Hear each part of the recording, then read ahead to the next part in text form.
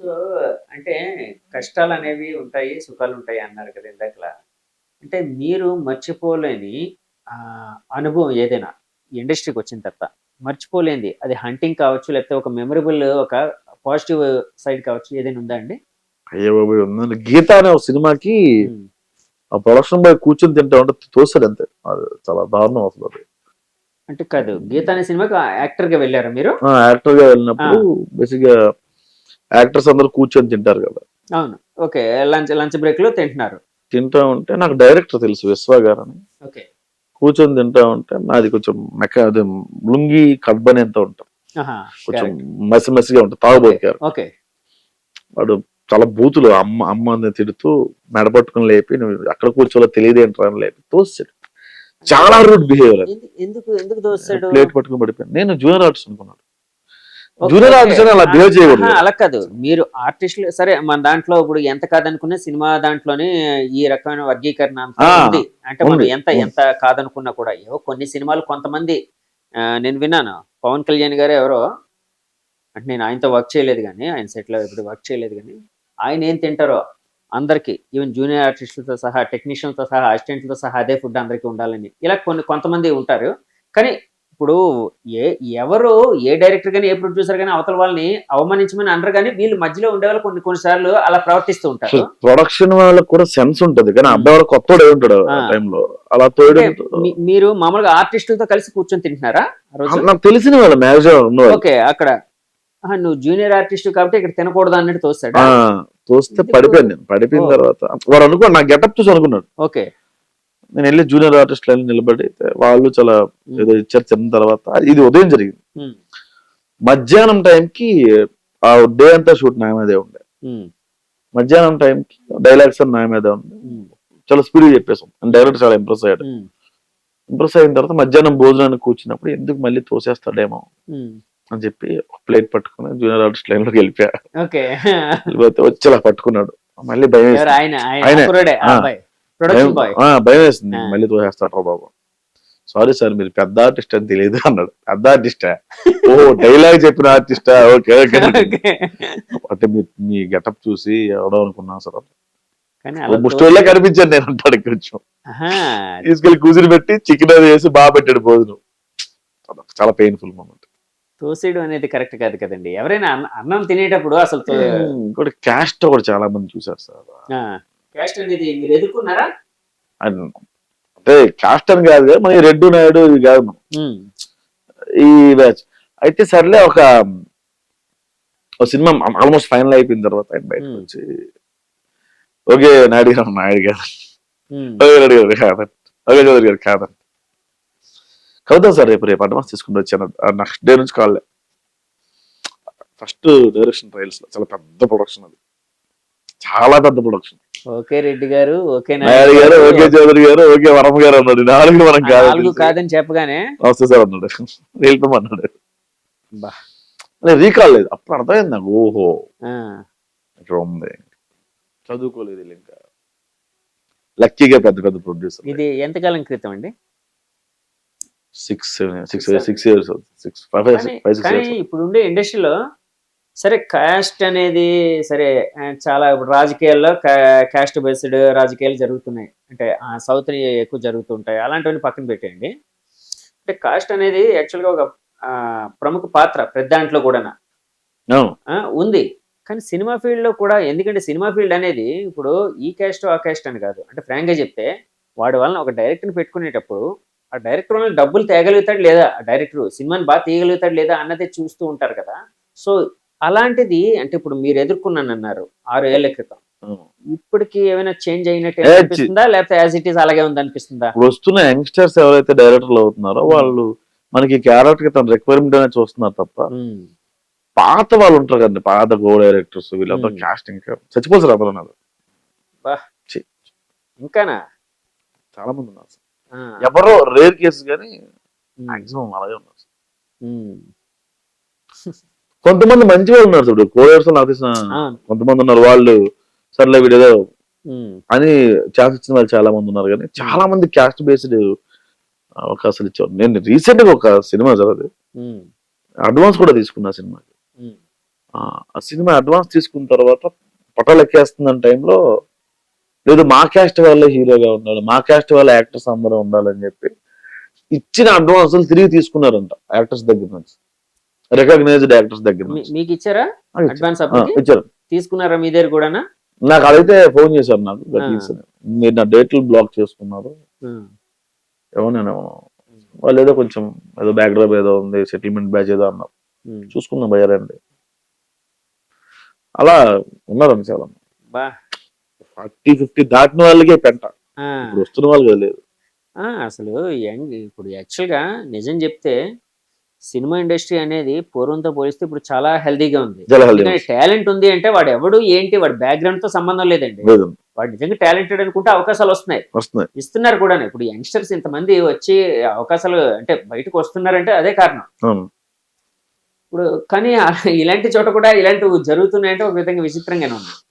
మీకు తెలియదు sir caste లేదు ఇక్కడ అంటే నేను ఎప్పుడు ఎదుర్కోలేదు కానీ కానీ ఇప్పుడు కూడా అంటే బయటికి అనరు, బయటికి అనరు, కోళ్ళు వారు అది బయటికి ఎవ్వరు నువ్వు మా కాస్ట్ కాదు నువ్వు దొబ్బే అనరు. లేకపోతే ఇలా తడుముతారు జడ్జి ఉందో లేదా పప్పు రుబ్బుతుంటారు లా ఇక్కడ, అంతే సార్. ఇంటి పేరు బట్టి ఇంటి పేర్లు ఏముందండి, ఇప్పుడు ఒక ఇంటి పేరు చాలా క్యాస్ట్లలో ఉంటది, అది కామన్ గా ఉంటది. అంటే చాలా మందికి తెలియని విషయం అక్కడ అయిపోయారు. ఇప్పుడు బెహరా అనే క్యాస్ట్ చాలా దాంట్లో ఉంది, తెలుసా కదా? ఎక్కడ ఏ ఊరు అంటే ఊరిని బట్టి. నాన్నగారు ఏం చేస్తుంటారు అట్లా అక్కడ పుట్టి పూర్వతలను చేస్తారు, అవసరం నాన్న బయోపిక్ తీస్తున్నావా బయటికి చెప్పరు, లోపల అనుకుంటారు. నేను చాలా సినిమాలు చూసా ఈ క్యాస్ట్ వాళ్ళే ఎడిటర్ గా, లైన్ ప్రొడ్యూసర్ గా, ఆన్లైన్ ఎడిటర్ గా ఉండాలి, అసిస్టెంట్ డైరెక్టర్ గా ఉండాలి, అది చాలా సినిమాలు ఉన్నాయి సార్. చాలా సీనియర్ డైరెక్టర్స్ వాళ్ళు ఇంకా బతుకున్నారు మన దృష్టి. అంటే కొంతమంది లేండి, అందరూ కాదు కానీ అందరూ కొంతమంది. అంటే ఎందుకంటే మనం జనరలైజ్ చేసేకూడదు. అవును. ఎందుకంటే కొంతమంది సరే ఈ రకమైన ఇది ఉండే వాళ్ళు కొంతమంది ఉన్నారు. అలాగే ఇప్పుడు మారుతి గారు మీకు అంటే ఫోన్ చేసి ఇలా మా ఫ్యామిలీ అందరూ మా మిస్సెస్ అందరూ ఫ్యాన్ అనేటప్పుడు ఎలా అనిపించింది? ఫోన్ చేసి పిలిపించారా? ఆఫీస్కి పిలిపించారు. వెళ్ళిన తర్వాత చాలా పెద్ద డైరెక్టర్ పిలిచి అప్లాజ్ ఇచ్చారు. చాలా ఫ్రెండ్లీగా ఉంటాడు ఆయన, చాలా డౌన్ టు ఎర్త్. నాకు మంచి ఫ్రెండ్ ఆయన. కథ కూడా ఉంటే చెప్పు, చేసుకో, డైరెక్షన్ చేసుకో అన్నారు. మధ్యలో కొన్ని కమిట్మెంట్స్ ఉన్నాయి సార్. ఓకే, అన్ని అయిపోయాక వెళ్ళి కూర్చుంటాను సార్ అన్న. కమిట్మెంట్స్ అంటే మిగతా సినిమాలు రాస్తున్నా. సో ఇవన్నీ సబ్మిట్ చేసిన తర్వాత నేను నా కథ మీద కంపెనీలో కూర్చోవాలి అట్లా. సో యూట్యూబ్ అనేది యాక్చువల్గా అంటే ఒక సక్సెస్ అనేది మీకు అంటే ఒక 5 years నుంచి అండి ఇది అంతా ఈ జర్నీ, మామిడాకుల జర్నీ ఎప్పటి నుంచి? 1 year కూడా అవ్వలేదు సార్. 1 year కూడా కాదు. అంటే మీరు 15 ఏళ్ళు జర్నీ అన్నారు అంటే ఆల్మోస్ట్ 14 ఏళ్ళు ఒక స్ట్రగుల్ అనిపించారు. 14 ఏళ్ళ వరకు ఒక స్ట్రగుల్ అనిపించారు. ఈ 1 year అనేది మిమ్మల్ని చేంజ్ చేసింది. అంటే యూట్యూబ్లో ఉండేంత పొటెన్షియాలిటీ కానీ లేదు, ఇది చాలా గొప్ప విషయం అంటే నిజం చెప్పాలి అంటే. సో ఇప్పుడు మీరు ఒకవేళ సినిమాలు చేశారనుకోండి, యూట్యూబ్ని వదిలేస్తారా? సార్ సినిమాల కోసం యూట్యూబ్ చేస్తాం సార్, యూట్యూబ్ కోసం సినిమాలు చేయాలి. సో ఖచ్చితంగా వదిలేయాల్సి వస్తుంది, తప్పదు. నేను ఇప్పటికే చేయలేకపోతున్నాను సార్, కుదరట్లేదు అసలు. తప్పదు, మనకి ఒక లైఫ్ ఇచ్చారు ఆడియన్స్, వ్యూవర్షిప్ బాగుంది, కొంచెం డబ్బులు ఎక్కువ వస్తున్నాయి గట్టిగా, అంటే ఇంత ముందు కన్నా బాగా వస్తున్నాయి, దానివల్ల చేయాల్సి వస్తుంది. రెగ్యులర్ ఇన్కమ్ ఉంటుంది కాబట్టి చేయాల్సి వస్తుంది, లేకపోతే టైం చాలట్లేదు. యూట్యూబ్ కూడా సినిమా కష్టాలే ఉంటాయి. నా దాంట్లో 13 నుంచి 15 మంది ఆర్టిస్టులు సార్. 7 రమ్మంటే 10కి వస్తాడు ఒకడు, 2కి వస్తాడు ఒకడు. అర్జెంట్ గా వెళ్ళిపోవాలి నా బాయ్ ఫ్రెండ్ ఒక అమ్మాయి 100 ప్రాబ్లమ్స్ ఉన్నాయి సార్. వీళ్ళందరినీ మేనేజ్ చేసుకొని ఎవరైనా మా బాయ్ ఫ్రెండ్ వెయిటింగ్ వెళ్ళిపోవాలి, చదువుతాలు నొప్పి. వీకెండ్స్ రావని కొందరు అంటారు, కొందరు అసలు ఈ రోజు అవ్వదు, నాకు హెడ్ఏక్ గా ఉంది. ఇంతమందిని ఇది సినిమా అనుకోండి, ఎంత కుదరదు, మూసుకొని రావాల్సింది. ఇంతమందిని మేనేజ్ చేసి అడుక్కొని బతిమలాడుకొని. వీళ్ళందరూ నాన్ పెయిడ్ ఆర్టిస్టులు అవ్వడం వల్ల పెయిడ్ ఆర్టిస్టులు అందరూ, కొందరు సాలరీడ్, కొందరు పెయిడ్ ఆర్టిస్టులు అయినా కూడా మరి అయ్యో బాబు చెప్పాను కదండి మీకు, అవకాశం వచ్చినంత వరకు పేమెంట్ ఇచ్చేటప్పుడు కూడా ఇప్పుడు ప్రొఫెషనల్ గా ఉండకుండా నేను అక్కడికి వెళ్ళాలి ఇక్కడికి వెళ్ళాలి, మా బాయ్ ఫ్రెండ్ లేకపోతే నాకు ఇంకో పని ఉంది, మా ఇంట్లో పని ఉంది, ఇలాగా కరెక్ట్ కాదేమో. ఇప్పుడు డెడికేషన్ ఎవరికి ఉండదు. ఇంతమందిని మేనేజ్ చేసి రాసుకొని నేను మావిడాకులు కానీ పెళ్లివారం అండి కానీ నేను ముందు ఎప్పుడు సునాప్సస్ రాసి కథ అవేం లేదు. ఇప్పుడు మీరు వచ్చారు, ఈయన ఉన్నాడు, ఈయన ముగ్గురు ఉన్నారా, ఆ మనిషి కూడా లేదు, అక్కడికక్కడ రాసిందే. అది కర్మ, అది నిజంగా దరిద్రం. అది ముందు రోజు రాసుకుంటే ప్లాన్ వెళ్ళొచ్చు. ఇంతకుముందు రాసుకునేవాడిని, టైంకి వచ్చేవాళ్ళు కదా, ఎవరు వచ్చినా అర్జెంట్గా వెళ్ళిపోవాలి, ఎక్విప్మెంట్ ఇష్యూ వచ్చేది. ఆ ఒక్కలు చాలా ఉంటాయి. ఈ రోజు షూట్ చేస్తున్నది, రేపు ఎడిటింగ్ రఫ్ కట్, మళ్ళీ డబ్బింగ్ అందరూ బతిమలాడుకోవాలి, రారు. మిగతా షూట్ చేస్తారు, బిజీగా ఉంటారు, రారు. పెళ్లివారం అండి అని టైటిల్ పెట్టి నేను ఆఫీస్ లో వీడియోస్ చేస్తున్నాను సార్.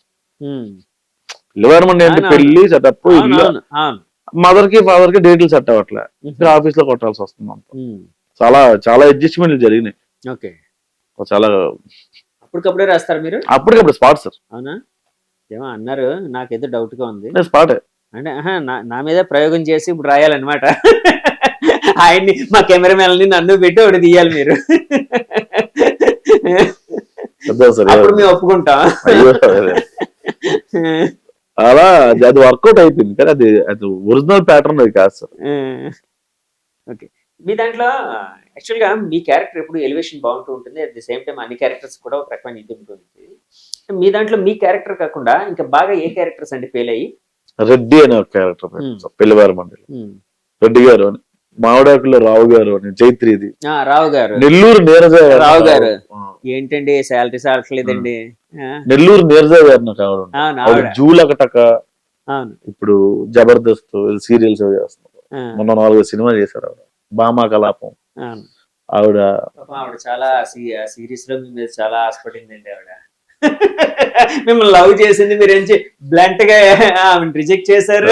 ఆవిడ ప్లస్ అయింది సార్ కామెడీ, మంచి క్యాబులు ఉన్న ఆర్టిస్ట్ ఆవిడ, రికగ్నైజేషన్ రావట్లేదు. ఆమె మీద బాడీ షేమింగ్ కొన్ని డైలాగులు వేసినట్టున్నారు కదా. బేసిక్ గా భయపడేవాడిని. ఆవిడ ఏ తమ్ముడు నేను చూసుకుంటాను, నీకు ఎందుకు, నన్నే కదా అంటున్నా, ఏ పర్లేదు, ఆవిడ ఎంకరేజ్ చేసేది కూడా. మంచి ఆర్టిస్ట్. డైలాగ్ ఉంది కదా, ఏంటండి ఆవో ఎద్దో కాదు, డైరెక్ట్ గా గోప్రయాసకి వచ్చిన ఆవిడ ఆఫీస్ మొత్తం తిరిగేసిందండి. అవును, ఆవిడ యాక్సెప్ట్ చేసిందండి, ఏ పర్లేదు నేను తీసుకుంటాను. అదొకటి. తర్వాత మీ వైఫ్ క్యారెక్టర్ ని తిట్టడం కాష్టమా ఏంటండి అది? కష్టంలో లేదు, కాష్టంలో ఉండాల్సిన, కాష్టంలో కలవాల్సింది, కాష్టంలో కాటికాపరగా చేయాల్సిందని కాలు కడిగి కన్యాదానం చేశాడు మీ నాన్న. బెండకాయ ఫ్రై చేసినప్పుడు కాదు, బెండకాయ ఫ్రై బాగా మాడిపోయింది. అవునవును, ఆ అమ్మాయి తీసుకుని వచ్చి తినమంటది. ఫస్ట్ టైం చేశాను కదా ప్రసాద్, ఒకసారి తిను అంటది.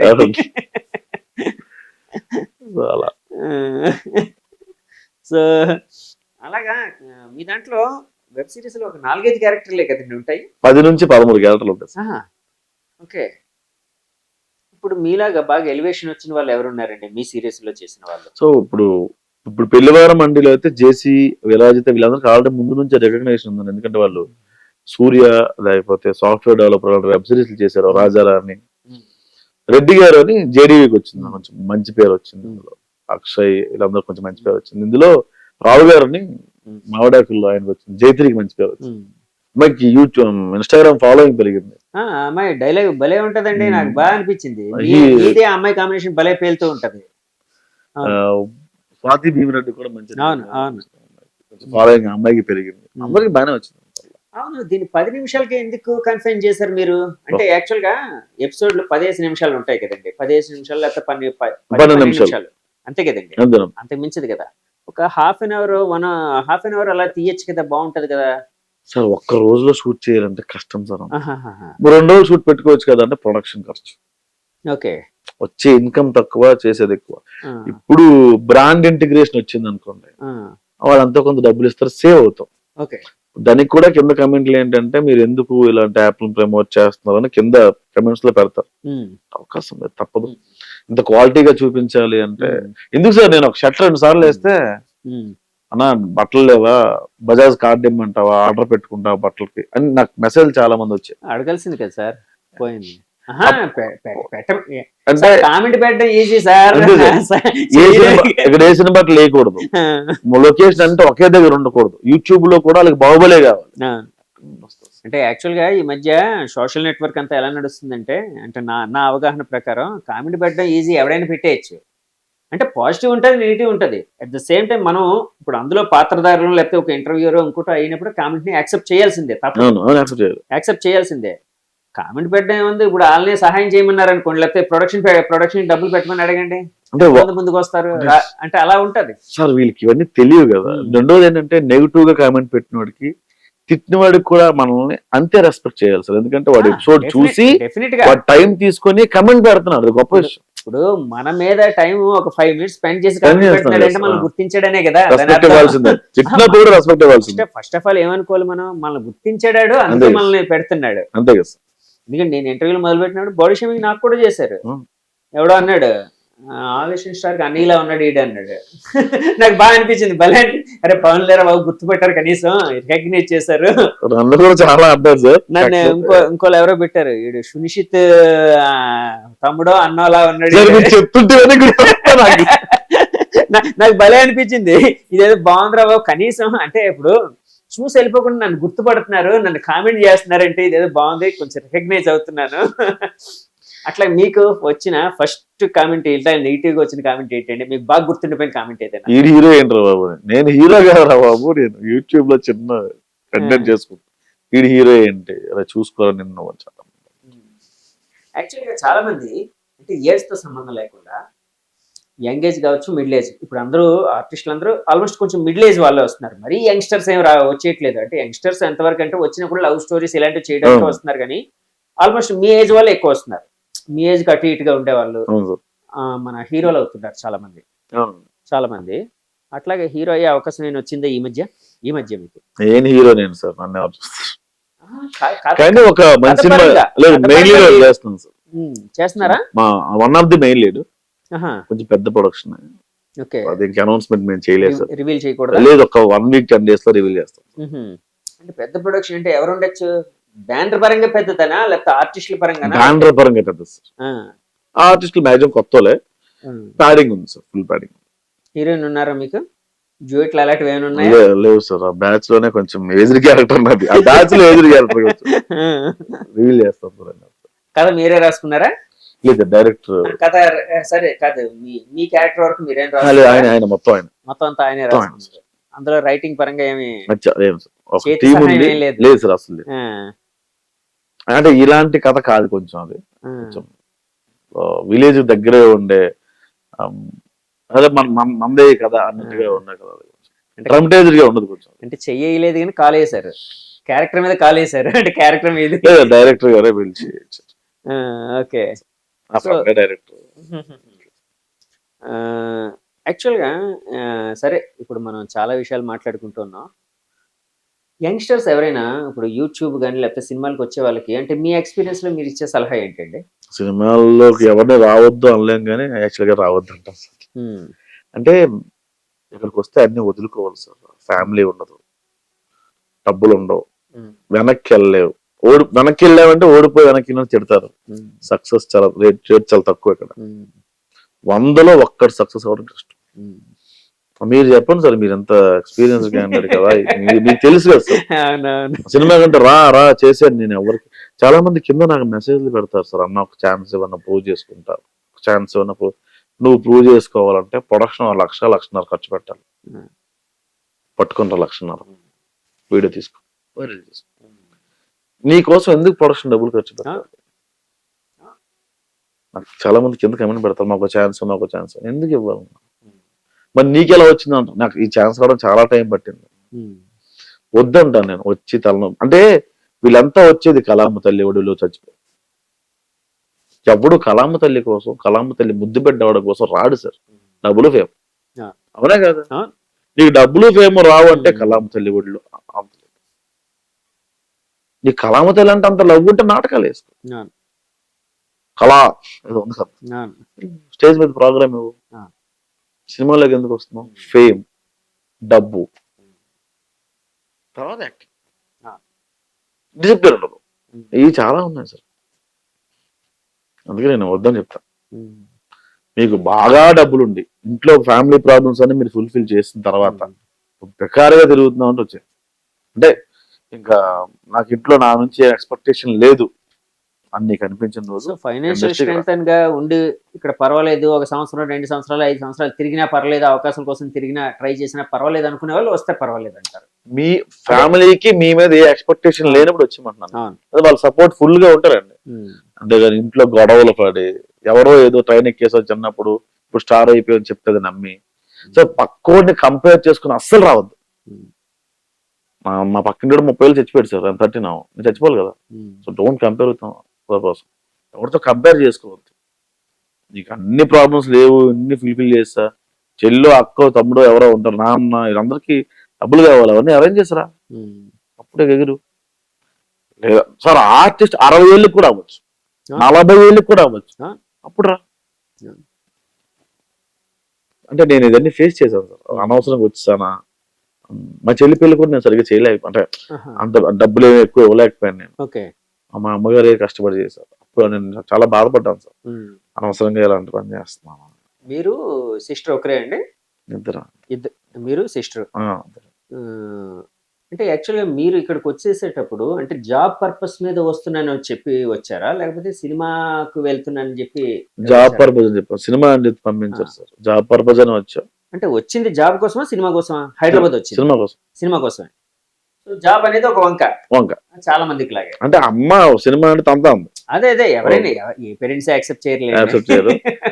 జాబ్ అని చెప్పి వచ్చేసి అక్కడ బాగా డబ్బులు ఉన్న వాళ్ళు సినిమాలోకి వస్తే చెడు వ్యసనాలకు లోన్ అవుతారని ఒక ఇది ఉంటది పేరెంట్స్ కి.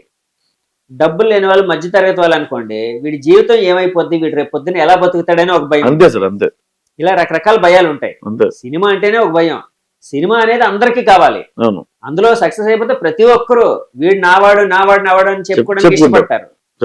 కానీ ఈ టైం మామూలుగా అయితే యాక్సెప్ట్ చేయడానికి ఇష్టపడరు, సొసైటీ కూడా ఇష్టపడలేదు.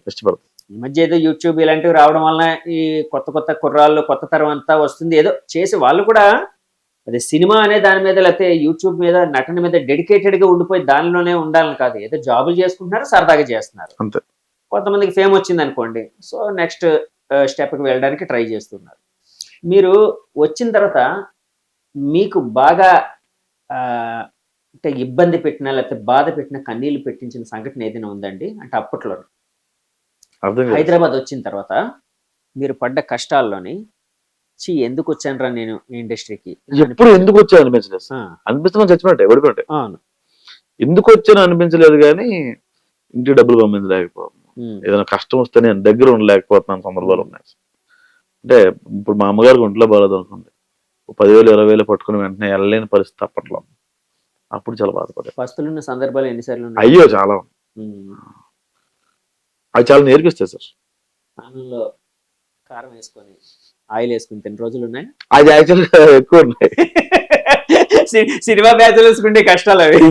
ఉప్పు, ఆయిల్, కారం, రైస్ బాగుంటుంది సార్, చాలా టేస్ట్ ఉంటదండి. నేను చాలా సార్లు తిన్నాను. చిన్న ఉల్లిపాయ మొక్క దొరుకుతుంది, ఉల్లిపాయ అంటే ఇంకా యాడెడ్ అడ్వాంటేజ్ అది. సంపాదించుకున్న రోజుల తర్వాత కూడా కారం వేసుకుని తిన్న కావాలి, బాగుంటారా? అవునవును. ఆ తినడం వేరు, లేనప్పుడు మనం సర్దుకుపోవడానికి తినడం వేరు కదండి. ఉన్నాయా అలాంటి ఉన్నా కూడా ఎక్కువ లేవు సార్. 1-2 రోజుల తర్వాత మళ్ళీ ఫ్రెండ్స్ అందరూ మళ్ళీ వచ్చి, సతీష్ సరిపల్లి గారు నా రూమ్మేట్ ఉండేవాడు ఇక్కడ, తెలిసింది కదా. ఆయనే ఉదయాన్నే షూటింగ్ వెళ్ళి సాయంత్రం వచ్చి ఏదో పిల్లలకి కోడి మేత పట్టుకొచ్చినట్టుగా సాయంత్రం పప్పు వచ్చి తీసుకొని పట్టుకొచ్చేవాడు. ఆయన కొంత చూసుకున్నారు అలా. సరిపల్లి గారితో ఏమైనా చేశారా? ఆయన మీ వెబ్ సిరీస్ లో ఏమైనా చేశారా? ఆయనతోనే మా నాన్నకి పెళ్లి, హీరో కూడా ఆయనే. మా నాన్నకి పెళ్లి హీరో క్యారెక్టర్ ఆయనే కదా, హీరో ఆయన. అది బాగా వర్లేదు. ఆయనకి ఈ మధ్య యూట్యూబ్ ఫాదర్, యూట్యూబ్ మామయ్య అని పేరు వచ్చింది బాగానా. ఆయన ఏంటండి, ఆయన 1200-1300 షార్ట్ ఫిల్మ్స్ చేశాడు. అవును, నాకు అక్కడ వైజాగ్ లో షార్ట్ ఫిల్మ్ ద్వారానే పరిచయం. ఇండస్ట్రీ రికార్డ్ ఆయన చేసిన ఎవరు చేయలేదు, ఆయన చేశాడు. బ్రాండ్